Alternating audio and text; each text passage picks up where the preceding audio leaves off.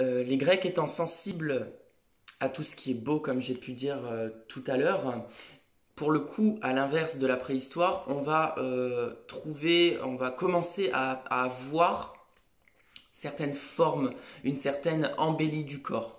De ce fait, on va être dans la recherche de tout ce qui va être ligne, légèreté, l'importance de l'élévation, la pratique de l'en dehors, la notion va apparaître la notion de souplesse. Ils vont se rendre compte que le corps et le pas, le corps en mouvement, apporte une grande richesse à l'expression. On va retrouver donc différents types de danses, comme j'ai pu dire dans la préhistoire, on va retrouver les danses guerrières, qu'on va appeler la pyrrhique, c'est la danse nationale de certains villages de Sparte. Non, Sparte est une ville, pardon.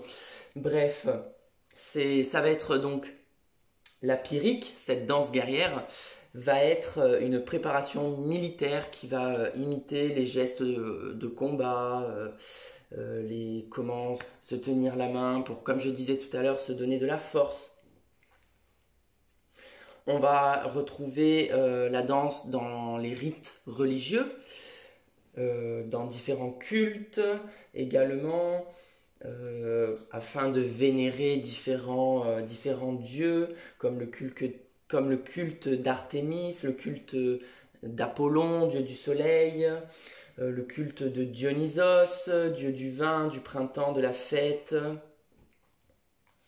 Donc les danses vont être accompagnées de différents accompagnements, notamment des percussions.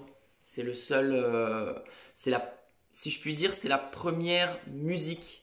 C'est les premiers rythmes qui ont accompagné la danse.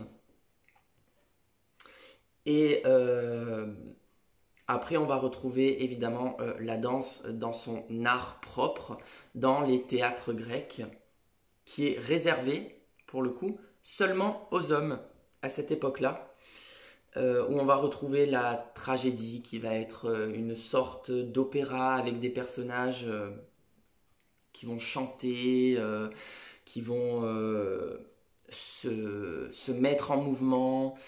On ne peut pas encore appeler ça de la danse, si je puis dire. Ça reste toujours des choses qui sont floues, mais on aperçoit quand même une certaine liberté du corps. On va retrouver également la comédie, donc des danses beaucoup plus libres, mouvementées, avec des sauts, des ondulations, des tours. Et on va également retrouver la satire, une danse beaucoup plus rapide, légère, en élévation. Donc je peux vous montrer différentes choses que l'on a pu retrouver de la Grèce antique. Voilà. Prochain épisode, la danse au Moyen-Âge et au ballet de cour. Ah ouais, donc là ça va être une grande période. Moyen-Âge, ballet de cour, grand écart de l'histoire. Voilà, à bientôt!